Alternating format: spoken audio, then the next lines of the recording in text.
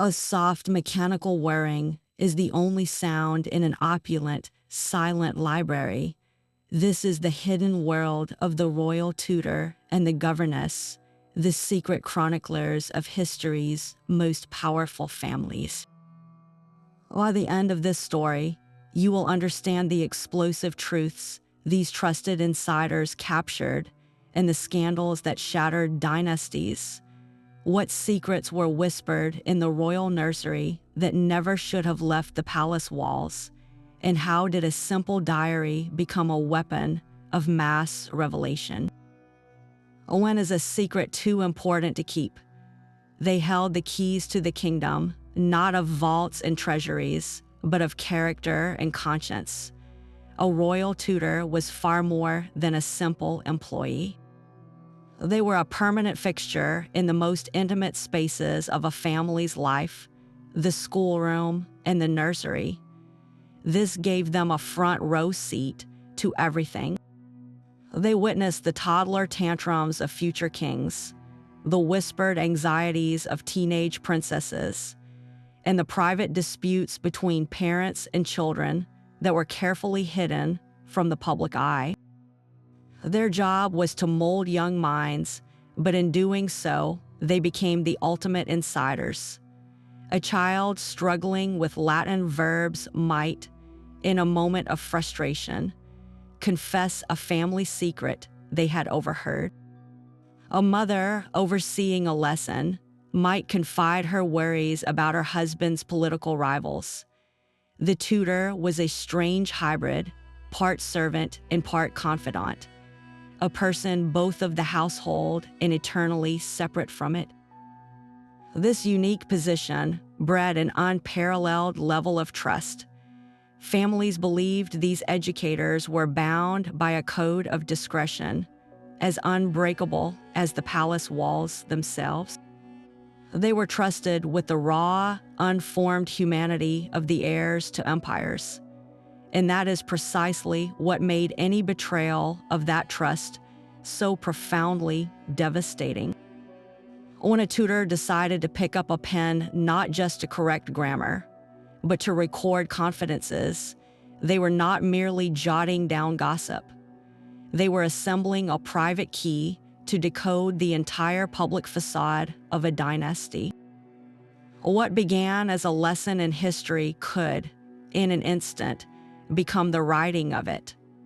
The most dangerous device in this world of secrets was not a hidden microphone, but a simple leather-bound book. For the tutor, the diary was an essential tool for sanity, a private space to process the immense pressure and bizarre contradictions of their role. One day, they were drilling a future emperor on constitutional law. The next, they were quietly noting his profound fear of his own father. These journals began as personal catharsis, a way to make sense of the gilded cage they inhabited. But the line between private reflection and public revelation was treacherously thin. A passing comment about a queen's nervous instability, written late at night for no eyes but their own, could later be read in a courtroom as damning evidence. The very act of writing transformed fleeting moments into permanent records, and what felt like a personal observation in one decade became a historical fact in the next. The compulsion to document was powerful. They were witnessing history from the inside, privy to conversations that would shape nations. How could they not write it down? A diary was a way to claim ownership of their unique perspective, to prove that they were not just a servant, but an observer of real significance. These writings hold immense historical value precisely because they were never meant for us. They are unvarnished, unedited, and often brutally honest in a way official biographies and press releases could never be. They give us the small, human details that grand histories omit. The smell of polish in the hallway, the exact tone of a prince's voice, when he was lying about a broken vase, the way a young princess's shoulders slumped under the weight of expectation. In these private pages, the myth of the monarchy is quietly dismantled, one handwritten confession at a time. Long before hidden microphones, the most reliable recording device was the human mind. In the hushed corridors of power, a tutor standing silently in a corner was practically invisible, a piece of the furniture privy to conversations meant for no one else. They perfected the art of listening without appearing to listen, of holding a book while absorbing every word of a heated discussion happening just feet away. A governess mending a dress by the fire would keep her eyes down and her ears wide open, committing the exact inflections of a royal argument to memory. The challenge then was preservation. They would retreat to their private quarters and frantically scribble notes, transforming fresh memories into ink on paper before the details could fade. These were not verbatim transcripts, but they were something perhaps more dangerous, filtered through perception and laden with personal interpretation. A phrase like, "The king is worried about the treasury," might become, "The king is terrified of financial collapse," in the tutor's private journal. The stakes of these mental recordings were immense. When such a memoir was published, often years later, it did not feel like a dry historical account. It felt like a ghost from the past whispering a devastating secret directly into the ear of the present. Readers were given a front row seat to moments they were never supposed to witness. They learned of a queen's private scorn for a foreign ambassador, or a crown prince's shocking lack of interest in his own future kingdom.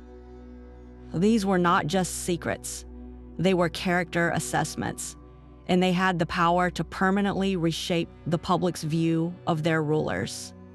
The trust granted to the tutor was based on the assumption that some conversations simply evaporated into the air of a palace room. But a sharp mind and a steady pen could make those words immortal, turning a forgotten whisper into a scandal that would echo for generations. While a tutor might focus on the mind of a future king, the governess was immersed in the heart of the family itself. Her domain was the nursery, a world of bedtime stories and scraped knees that existed just beyond the grand staterooms. This gave her a vantage point of almost unbearable intimacy. She was present for the private tears of a queen after a public humiliation, and she soothed the children who overheard their parents arguing late into the night. Her secret accounts often carried a uniquely feminine perspective, one that noticed the subtle emotional currents a male tutor might have missed.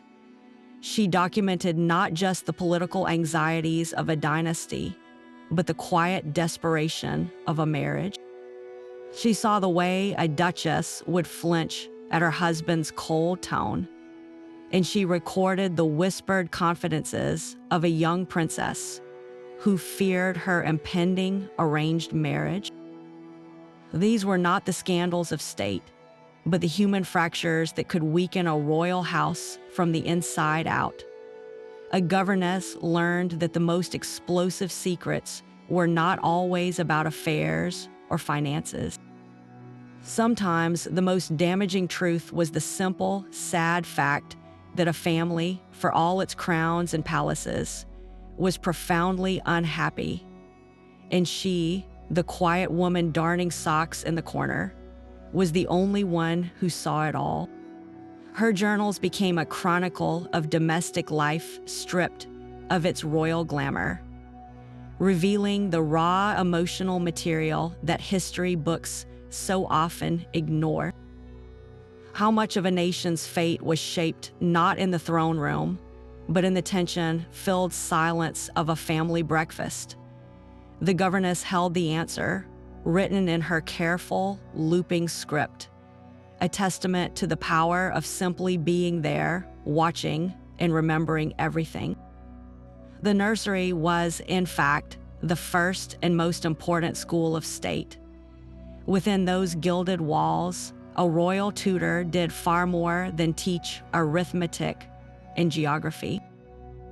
They were present when a distracted king, visiting his son's lessons, might mutter about an untrustworthy minister or a looming diplomatic crisis he could not share with his own counsel. The child, too young to understand the gravity of the words, would simply absorb the lesson, while the tutor, standing quietly by the slate board, absorbed the state secret. This placed the educator in a position of immense, often terrifying, power. They held the keys not just to a prince's education, but to the kingdom's most sensitive information. They saw the raw material of a future ruler before the polish of propaganda was applied.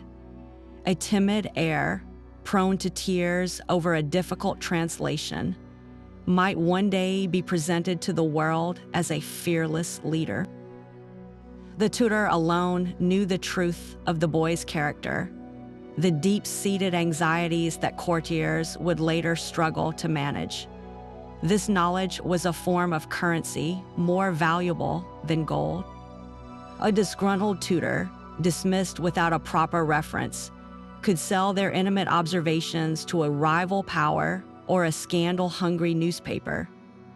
They could reveal that the celebrated crown prince had a terrifying temper when frustrated, or that the beloved princess was deeply influenced by a fringe political advisor her parents despised. The potential for blackmail was not a distant fantasy. It was a constant, unspoken tension in the schoolroom. The trust was absolute because the consequences of its breach were unthinkable. A single sentence from a tutor's memoir could dismantle years of careful public relations, exposing the fragile humanity behind the crown and, in some cases, calling the very stability of a nation into question.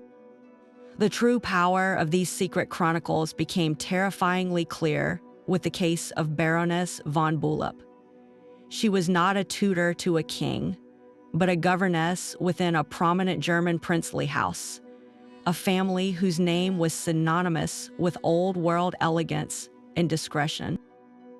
For years, she was a trusted fixture in their castle, teaching the children their manners and their lessons, all while quietly observing the reality behind the polished facade.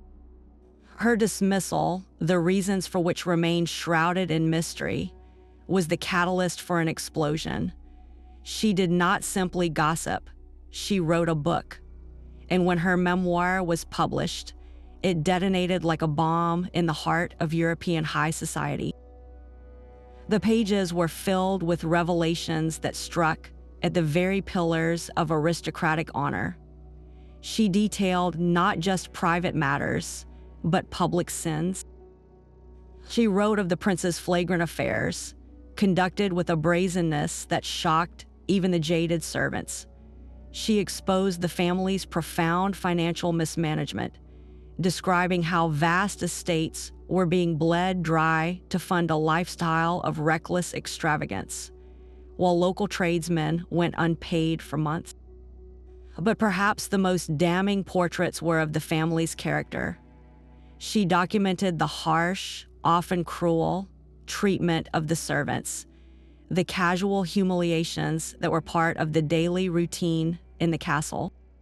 A footman could be dismissed for a single misplaced glance. A scullery maid punished severely for the most minor mistake. The Baroness revealed a world where the charming smiles presented to guests were replaced by cold indifference the moment the doors closed. The public uproar was immediate and immense. This was not a distant rumor. It was a first-hand account from a woman who had been there, a woman they had all trusted with their children. The princely house was plunged into a scandal from which its reputation never fully recovered. The Baroness had proven that the most dangerous weapon against the powerful was not a political rival, but a former employee with a sharp memory and a pen, someone who had seen the truth and refused to let it remain a secret. No betrayal cut deeper in the modern royal world than that of Marion Crawford. For 17 years, she was not just a governess.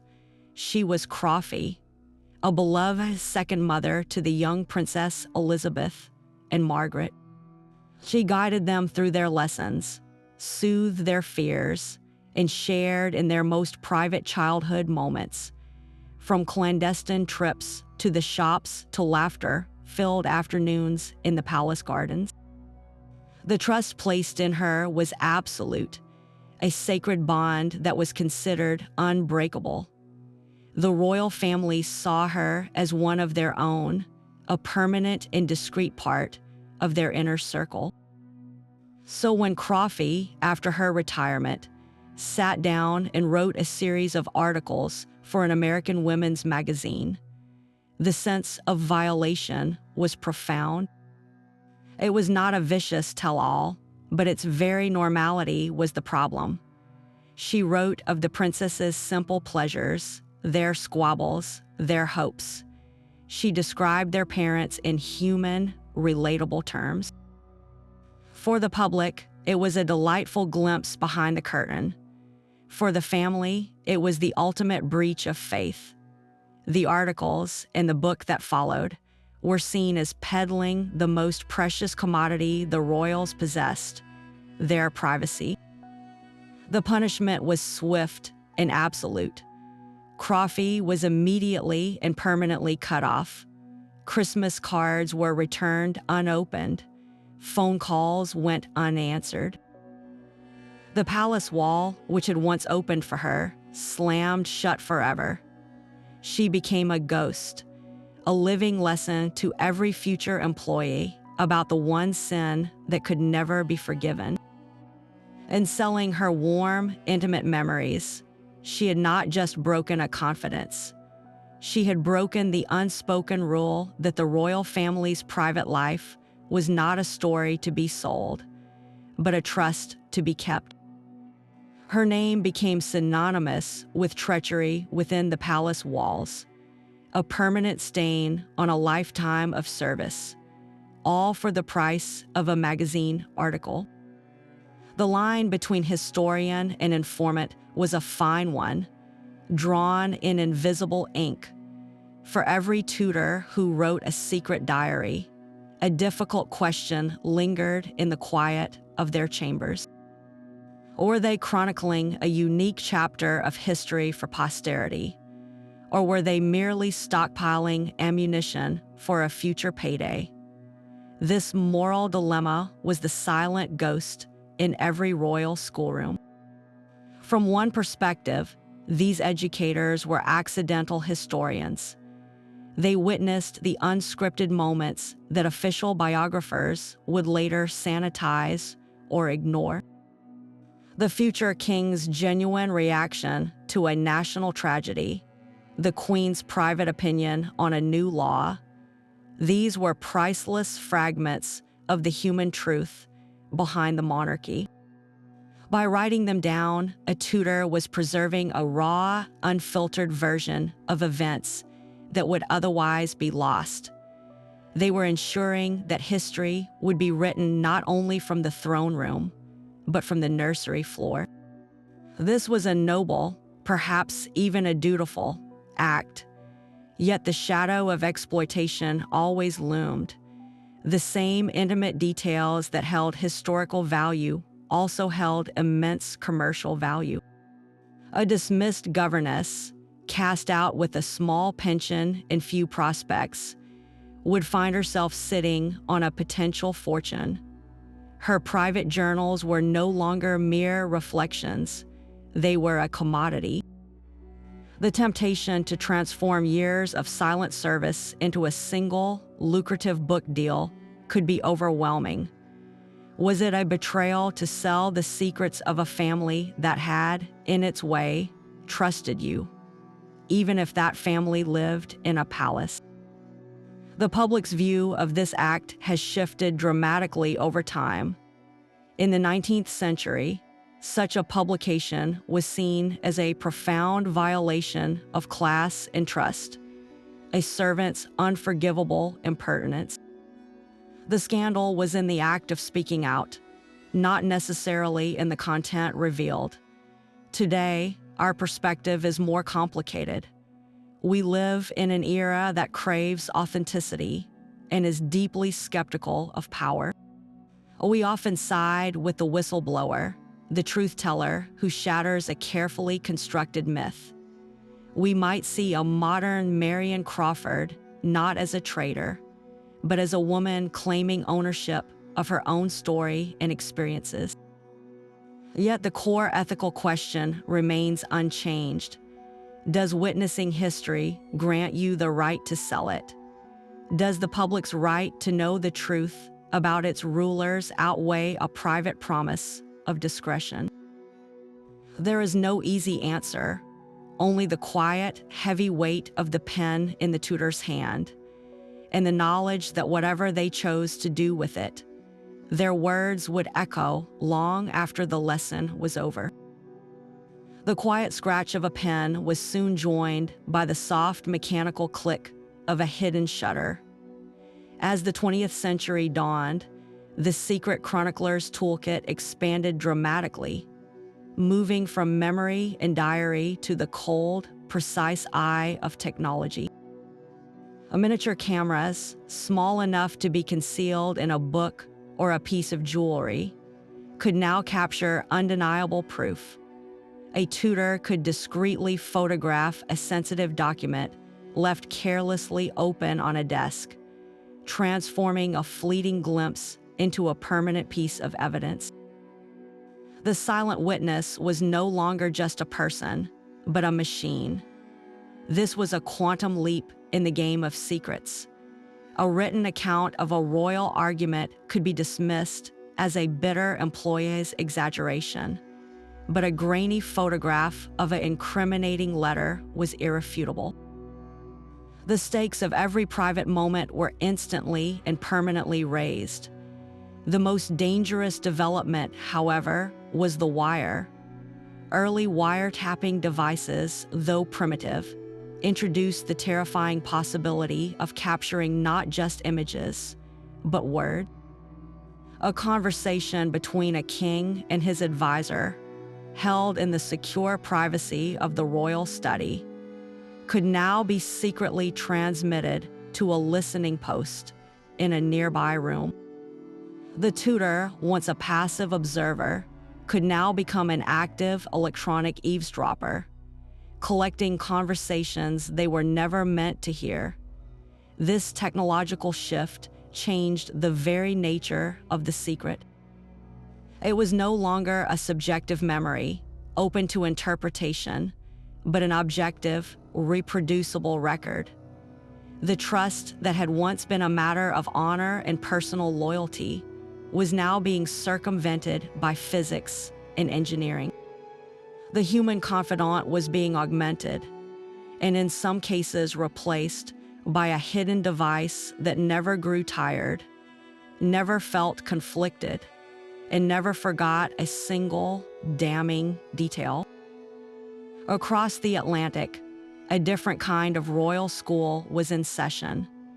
The students were not princes and princesses by birth, but a new breed of royalty, the American heiresses of the Gilded Age. These young women, armed with vast fortunes from railroads and steel, were sent to Europe as human peace offerings in a trade war for titles and social standing. Their mission was to marry into the ancient, crumbling aristocracy, and their most essential accessory was not a diamond tiara, but a hired companion. This companion, often a well-bred but impoverished gentlewoman, was the secret chronicler of this great social experiment.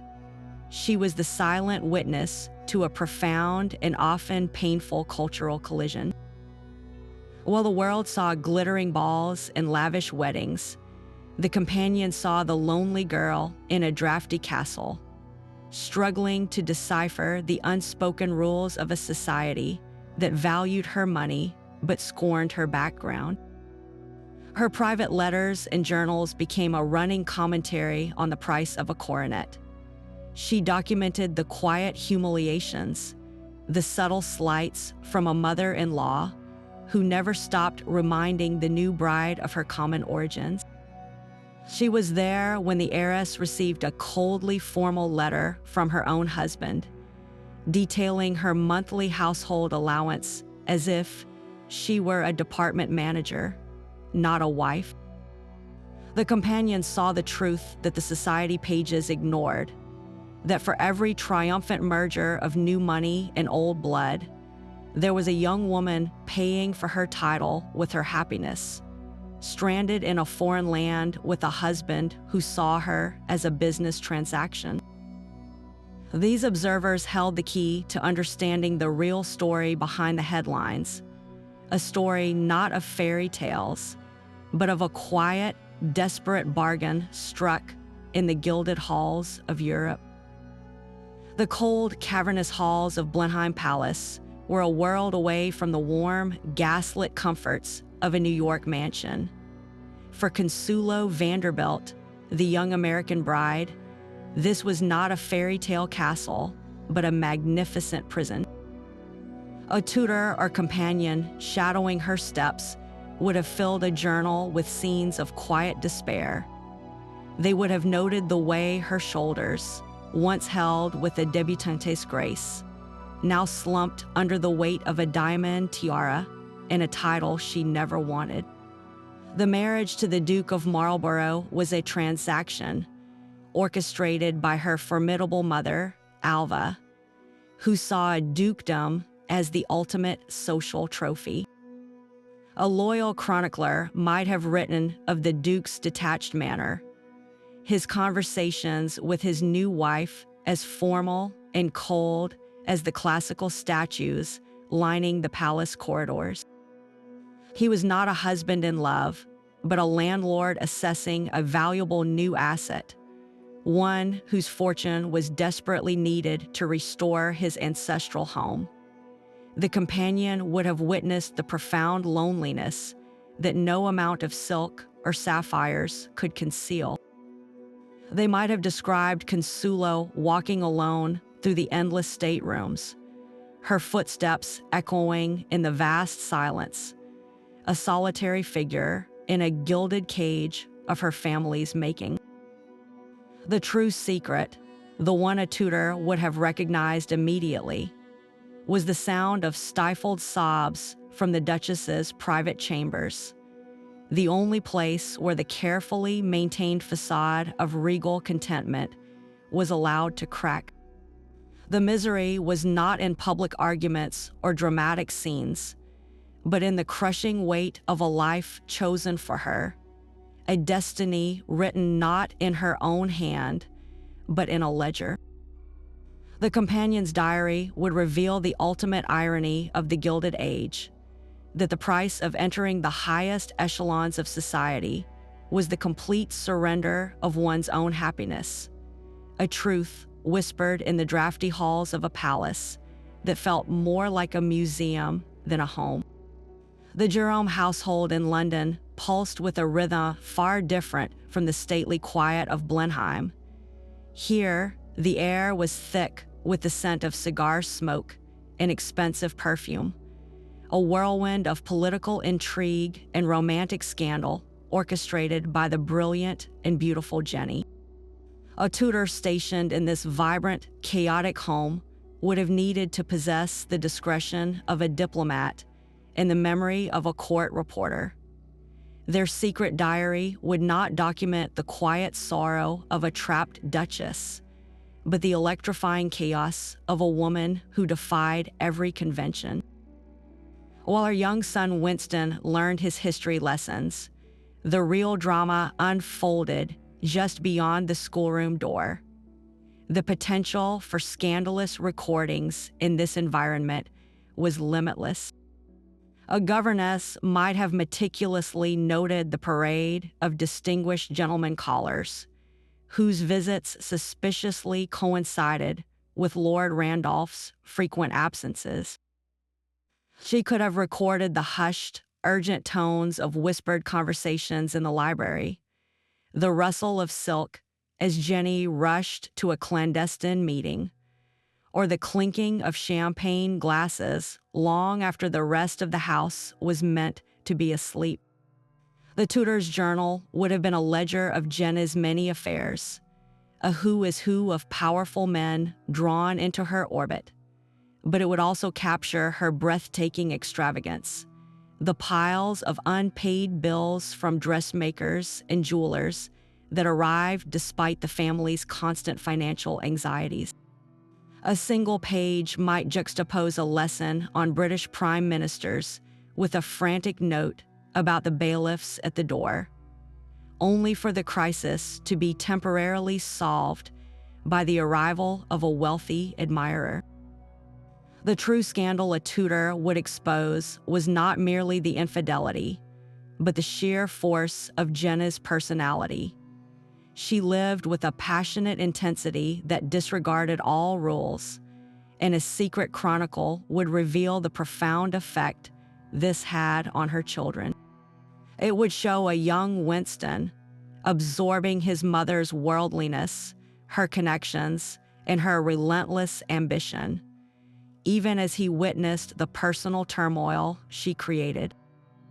What lessons in power and persuasion did he learn not from his textbooks, but from watching his mother navigate her own complex web of influence? The Tudors' hidden account would ultimately pose a dangerous question. Did the very qualities that made Jenny a social scandal also forge the iron will of her son, the man who would one day defy a tyrant and save a nation? The quiet power a Tudor held over a family was a loaded pistol, left carelessly on a desk for years, until someone finally decided to pick it up. While most kept their secrets locked in diaries, a bold and desperate few recognized their intimate knowledge as a form of currency, and they were not afraid to spend it. The threat did not always require a published book. Sometimes the mere suggestion of exposure was enough to shake a dynasty to its foundations. Consider the case of a French governess in a minor German court during the late 19th century. After years of loyal service, she was abruptly dismissed over a minor dispute. Furious and facing poverty, she did not write a memoir. Instead, she penned a single, meticulously detailed letter to the family patriarch. In it, she did not make wild accusations. She simply listed facts. She reminded him of the specific date and location of a secret political meeting he had held in the nursery, using his young son's lessons as cover. She described the exact wording of a private criticism he had uttered about his own sovereign, a treasonous sentiment she had overheard. She then politely inquired about the status of her pension, suggesting that a more generous settlement might help her forget the burdens of her excellent memory. This was not a public scandal, but a private shakedown, and it worked. The family, terrified of the political fallout and the personal humiliation, quietly provided her with a substantial annuity for the rest of her life. She had weaponized her presence in the room, turning her silent observation into a lucrative and lifelong secret. In the world of the elite, the most expensive secret was the one that never saw the light of day, but was paid a king's ransom to keep in the dark. The threat of exposure could be even more devastating when it targeted not just political fortunes, but the very heart of a family. a British nanny, let go from a wealthy industrialist's household in the early 1900s, allegedly sent a series of notes to the lady of the house. These were not demands for money, but subtle, chilling reminders.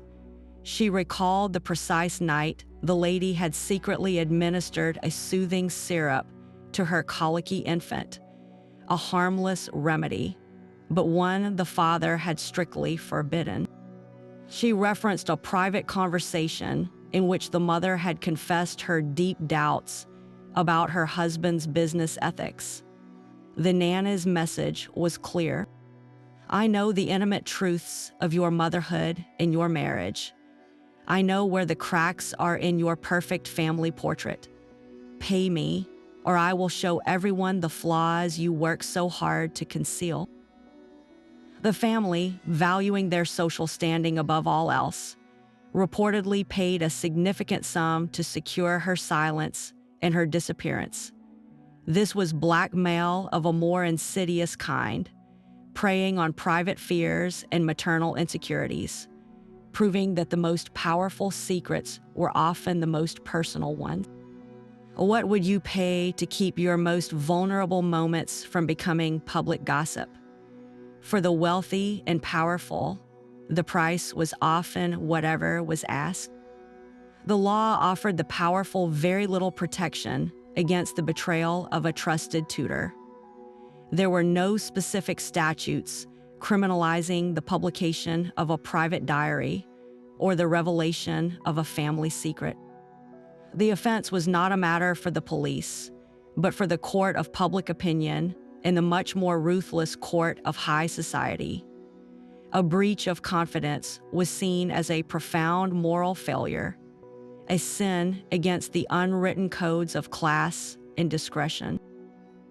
For the aristocrat whose secrets were spilled, the only real legal recourse was often a libel suit.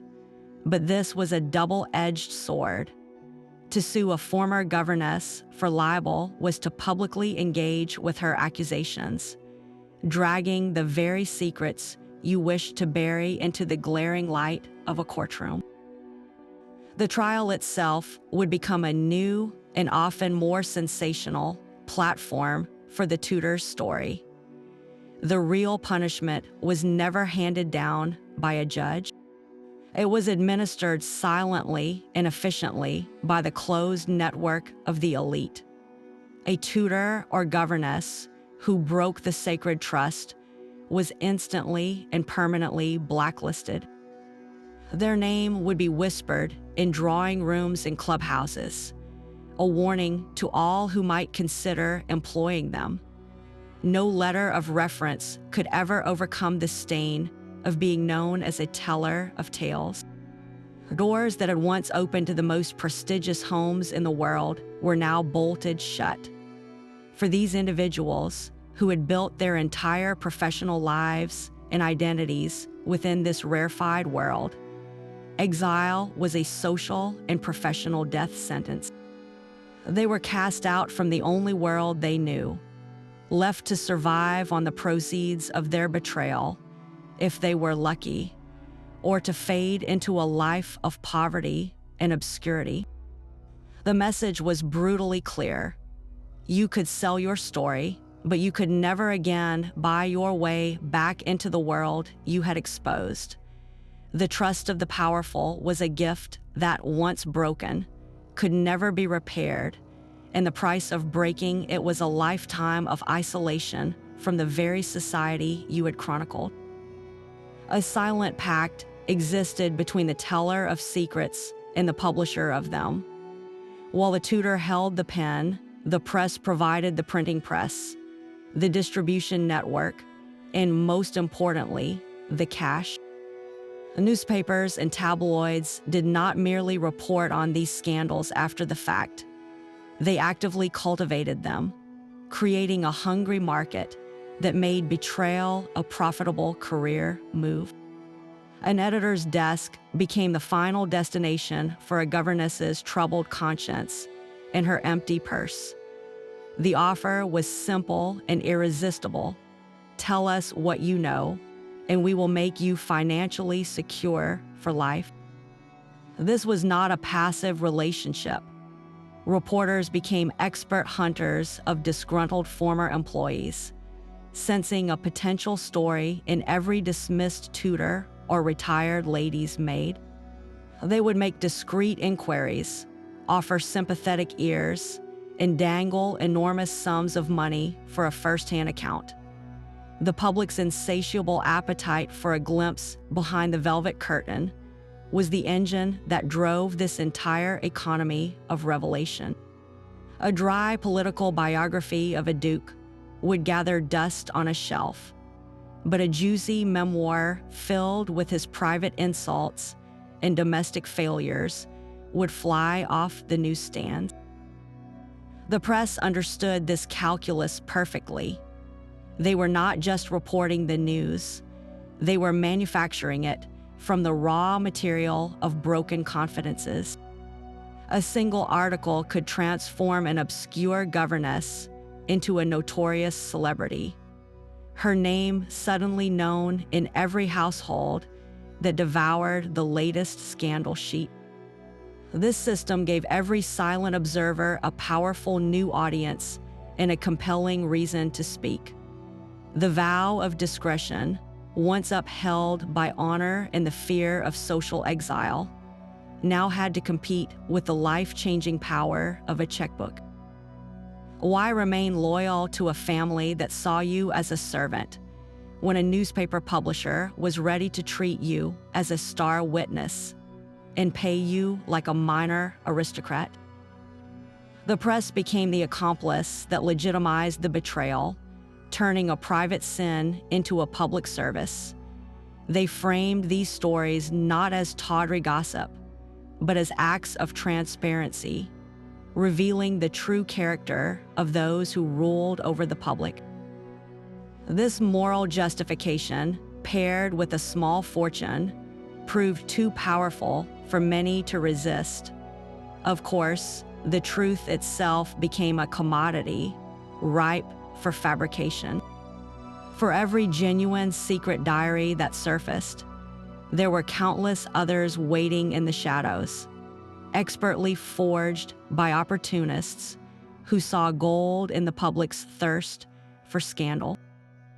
A publisher, eager for a sensational bestseller, might commission a complete fabrication, a diary purportedly written by a mysterious governess to a Russian Grand Duchess, filled with entirely invented tales of palace intrigue and doomed romances.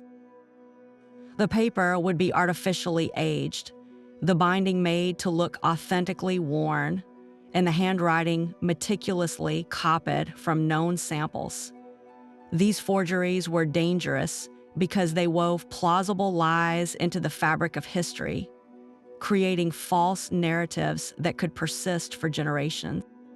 How could a reader, decades later, possibly know the difference between a real confession and a clever fake sold for profit? The press played its own murky role, often taking a kernel of truth from a disgruntled servant and amplifying it into a mountain of sensationalist fiction. A tutor's private observation that a prince seemed distant and preoccupied could be transformed by a newspaper into a shocking expose alleging severe mental instability and a secret history of treatment in a Swiss sanatorium. The line between reporting and invention was deliberately blurred, all in the name of selling more papers. So how do historians sift through this minefield of potential lies to find the real story? They become detectives of the past, cross-referencing every claim. They look for corroboration in other independent sources, like letters between family members or official court documents that might casually confirm a small detail mentioned in the diary. They analyze the paper and ink, checking its chemical composition against the known materials of the era. They scrutinize the handwriting and the language used, searching for anachronistic phrases or a style that does not match the supposed author's education and background. The most telling clue is often the content itself. A genuine secret chronicle is usually filled with small, mundane, and seemingly unimportant details, the kind of things a forger would never think to invent. The specific brand of soap in the nursery, the peculiar nickname a footman used for the family dog, the way the morning light fell across a particular rug at a certain hour. These insignificant truths, verifiable through other means, build a foundation of authenticity for the larger, more shocking revelations. The forger deals in grand drama, but the real insider deals in the quiet, forgotten texture of daily life. The next time you read a shocking historical account from a royal insider, ask yourself, are you hearing the whispered truth from the palace schoolroom? Or are you listening to the clever echo of a fraudster's imagination, designed to sound exactly like what you want to hear? What kind of person sits in a quiet room, surrounded by luxury and trust, and decides to secretly document it all? The motivations of the secret recorder are rarely simple, often a tangled knot of conflicting emotions and pragmatic needs. Resentment is a powerful catalyst. A tutor or governess, despite their intimate access, was still a servant. They endured the subtle humiliations, the casual orders, the constant reminder of their lower station. They watched as their young charges, whom they often loved, were groomed for a life of unimaginable privilege, while their own futures were secured by a meager pension. This simmering sense of injustice could curdle into a quiet desire for revenge, a need to prove that they were not just a piece of the furniture, but a witness whose perspective mattered. The diary became a secret weapon, a place where they could finally speak their truth and assert their own importance in a world that systematically denied it. A far more noble, yet equally dangerous, motivation was a profound sense of historical duty. These individuals were not just teaching children, they were living inside history. They knew that the official records would be sanitized, the biographies carefully curated. They felt a responsibility to posterity, a belief that the unvarnished human truth of these powerful figures deserved to be preserved. For them, the act of writing was not betrayal, but a sacred obligation.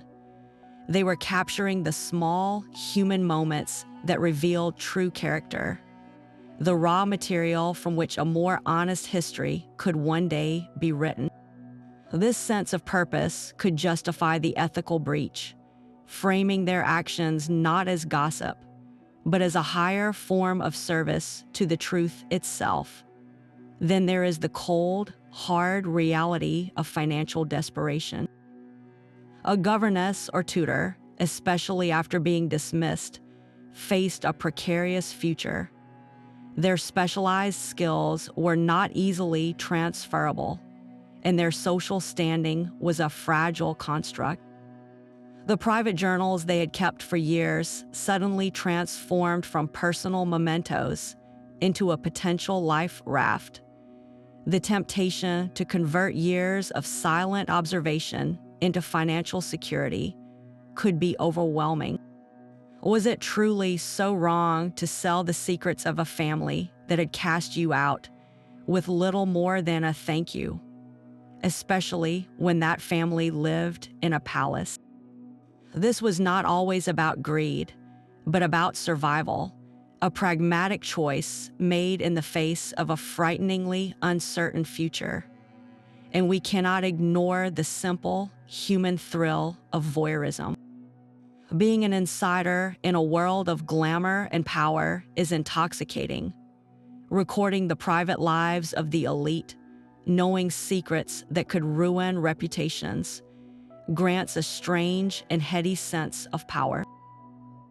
For some, the diary was a way to prolong that sensation, to possess a piece of a world they could never truly belong to. It was a way to prove, if only to themselves, that they had been there, that they had seen it all. This desire to possess and control the narrative, to be the one who holds the key to the gilded cage, is a deeply human, if not entirely honorable, impulse. So the next time you read a shocking revelation from a royal insider, ask yourself, what was the real price of admission for that story? Was it paid in bitterness, in a sense of duty, in fear, or in the quiet, secret thrill of knowing something you were never meant to know? But the true cost of these secret recordings was often paid by the most vulnerable members of the household, the children. The schoolroom was meant to be a sanctuary, a place of learning and safety. The tutor was a fixed star in a young life, a figure of authority and comfort, to later discover that this trusted guardian had been a secret archivist, documenting their every struggle, their private tears, and their family's most painful arguments, was a profound betrayal that could shatter a child's sense of security. Imagine the moment of revelation for a young prince or princess, perhaps reading a published memoir years later and seeing their own childhood anxieties laid bare for public consumption. There, in cold print, was the description of their humiliating stammer during a recitation, their secret fear of the dark, or the day they wept because their parent had missed their birthday. The most intimate corners of their formative years were suddenly on display, transformed from personal memories into historical anecdotes. This was not just an invasion of privacy, it was a theft of their own narrative. Their childhood was no longer their own private experience to remember and shape, but a story that had already been written and sold by someone they had trusted without question. The psychological impact was a unique form of damage, a deep crack in their ability to trust. If the person hired to nurture and guide you was secretly building a case against your family, then who in the world could ever be considered safe? This betrayal taught a cruel lesson to royal children, that even the most intimate bonds could be transactional, and that their personal lives were never truly their own, but merely potential material for a future scandal. The silent observer in the corner of the nursery did not just record history. They fundamentally altered the emotional landscape of the very children they were meant to protect. The quiet scratch of a pen has been replaced by the silent tap on a smartphone screen. Today's royal nurseries and celebrity mansions are still filled with trusted staff, but their tools for chronicling secrets have evolved beyond leather-bound diaries. The modern nanny or personal assistant carries a device in their pocket that is a camera, a voice recorder, and a global publishing house, all in one. This technological shift has not ended the tradition of the secret chronicler. It has simply accelerated it and changed the audience from posterity to the public in real time. A fleeting moment of frustration from a film star, captured on a nanny's phone, can be uploaded and shared with millions before the child has even finished their tantrum. The compulsion to document remains, but the delay between observation and exposure has collapsed from years to seconds. We see this in the steady drip of minor celebrity scandals, leaked by disgruntled former employees. A personal assistant might post a cryptic comment on social media about a billionaire's shocking private behavior, a digital breadcrumb that leads the press to a much larger story. Or a nanny, after a messy dismissal, might sell a private video of a famous family's domestic dispute to a tabloid, providing undeniable proof of the cracks in their public image. These are not carefully written memoirs reflecting on years of service. They are instant, raw, and often emotionally charged digital fragments. The modern staff member is no longer just a secret historian. They are a potential paparazzo embedded within the most intimate spaces of a home. The trust is the same, the access is the same, but the potential for immediate, global humiliation is exponentially greater. What does this mean for the powerful today?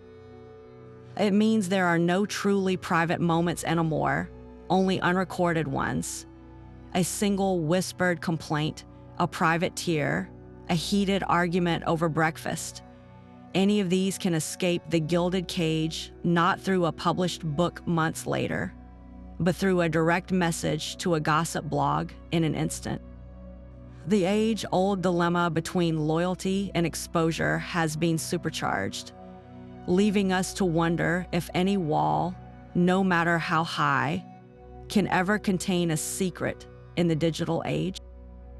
That unspoken vow of absolute discretion has become a fading echo in a very noisy world. There was a time when the staff of a great house understood their role as one of silent witness, their loyalty to the family considered a point of personal honor as unassailable as the family's own name. This was not merely a job requirement, it was a deeply ingrained cultural code. A butler did not gossip about the master's drinking. A lady's maid did not reveal her mistress's secret correspondences. And a governess took the children's private fears with her to the grave. Their silence was the final, essential layer of insulation that protected the elite from the prying eyes of the world. What has been lost in the shift from that old world loyalty to our modern culture of relentless revelation is the very concept of a protected private sphere. The intimate life of a family, with all its flaws and fragilities, was once understood to be a sacred space, a realm where a person could be imperfect, vulnerable, and human away from the relentless glare of public judgment. The trusted servant was the guardian of that sanctuary. Their discretion allowed for the possibility of private growth, of mistakes made and lessons learned behind closed doors, without every stumble becoming a permanent headline. Today, that sanctuary has been all but dismantled. We live in an age that prizes transparency above all else, that conflates secrecy with dishonesty and views discretion as complicity. The public's appetite for insider tell-alls is insatiable, creating a market where the most intimate confidences are the most valuable currency. The result is a world where no one, especially the powerful, can ever truly let their guard down. Every moment is a potential performance, every private conversation a potential leak.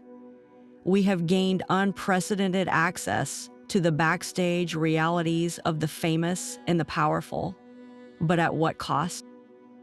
We have sacrificed the quiet dignity of a private life for the spectacle of a public confession. We know all their secrets, but we have forgotten how to let a person simply be.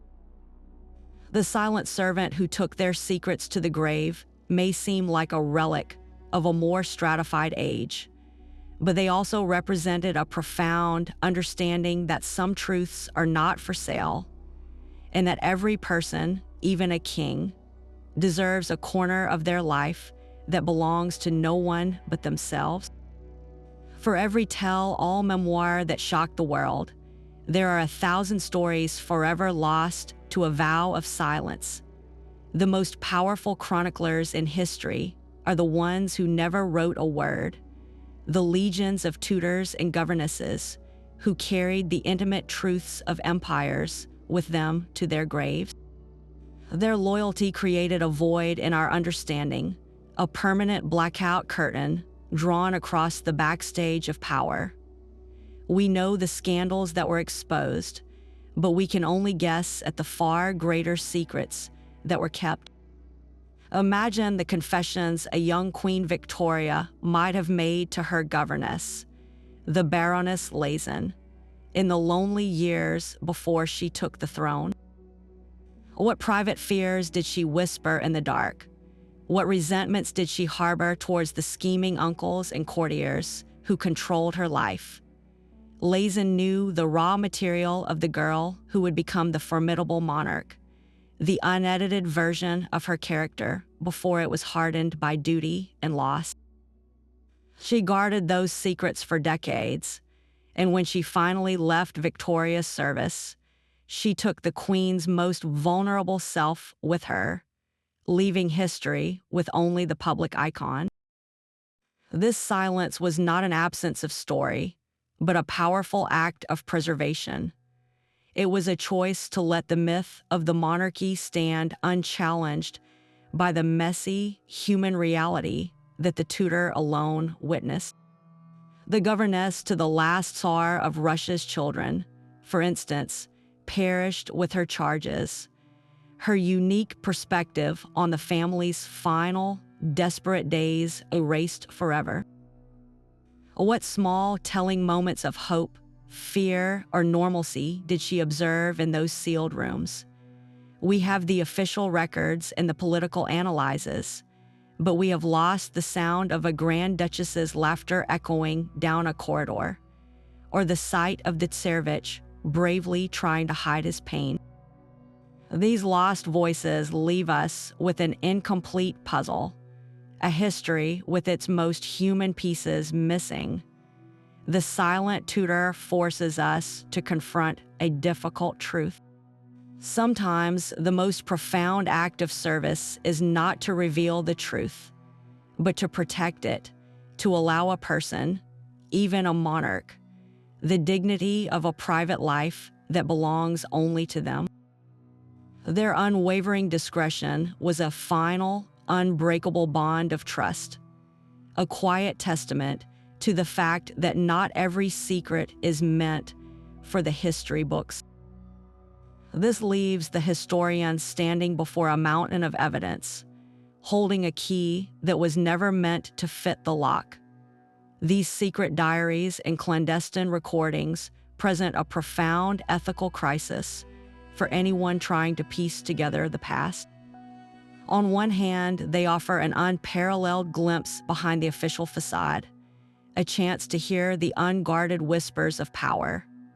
A government memorandum can tell you a king's official policy, but only a governess's journal can tell you he was so consumed by anxiety over that policy he could not sleep. These documents capture the human frailty that grand narratives so often erase, yet every word is tainted by the circumstances of its creation. How can a source be trusted when it was born from a violation of trust? The tutor writing in secret was not an impartial observer. They were an employee, often nursing a private grievance, a sense of injustice, or a desperate need for money. Their perspective is inherently, unavoidably biased. A governess who felt underappreciated might magnify every minor slight into a grand drama of cruelty. A tutor dismissed without a pension would have every incentive to paint his former employers in the worst possible light to make his memoir more sensational and profitable. The very act of secret recording presumes a certain mindset, one of judgment and perhaps even resentment, so the historian is left with a terrible choice. Do they use this incredibly rich, intimate material and risk perpetuating the bitter perspective of a single, disgruntled individual? Or do they dismiss it entirely, and in doing so, erase the raw human truth it might contain?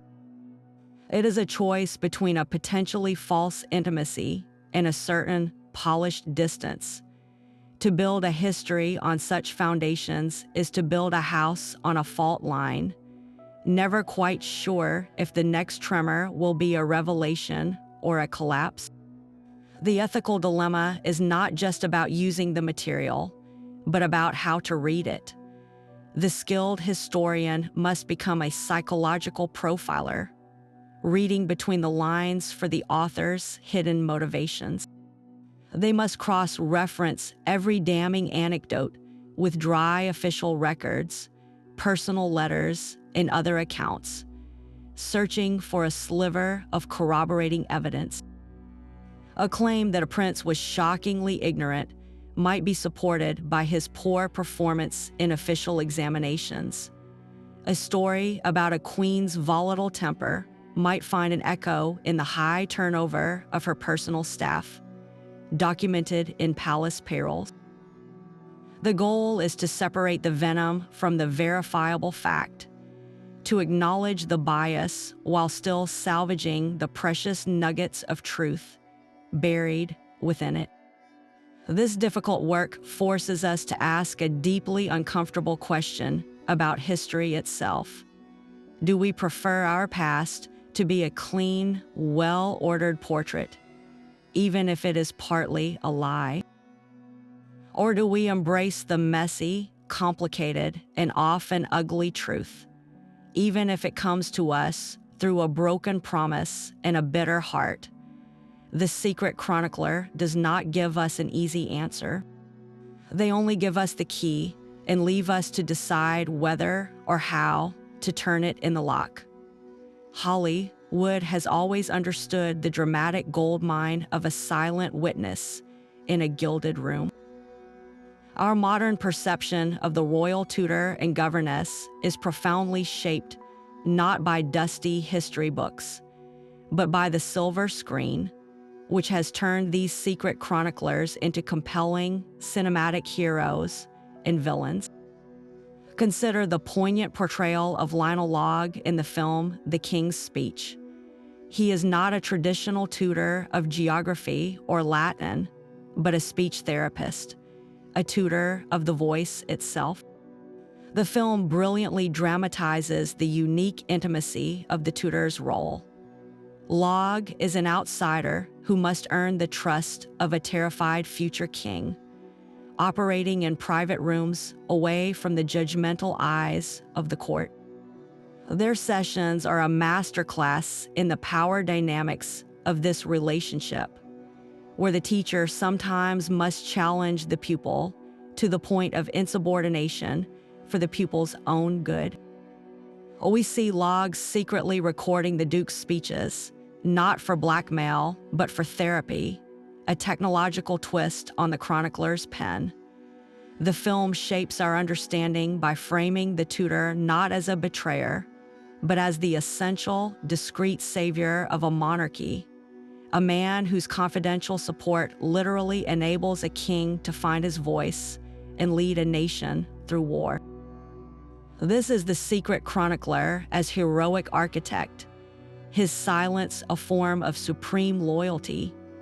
In stark contrast, the sprawling narrative of the television series The Crown offers a more complex and often darker gallery of these figures. We see the governess Marion Crawford, or Crawfie, depicted with a deep sense of tragedy. The show dramatizes her internal conflict, her 17 years of intimate service clashing with her desire for a life and legacy of her own. Her ultimate decision to write her articles is portrayed not as pure greed, but as a desperate, misguided attempt to secure her future after feeling cast aside by the family she loved. The series holds a mirror to our own conflicted feelings about these figures, making us sympathize with her loneliness and frustration, even as we witness the royal family's profound sense of betrayal. The Crown goes further, inventing a fictional tutor for Prince Charles to explore the emotional damage of a rigid upbringing. This invented character becomes a vessel for the audience's sympathy for the prince, showing how a well-intentioned but cold educator can become a secret chronicler of a child's misery. Their very presence in the schoolroom a testament to a profound parental failure.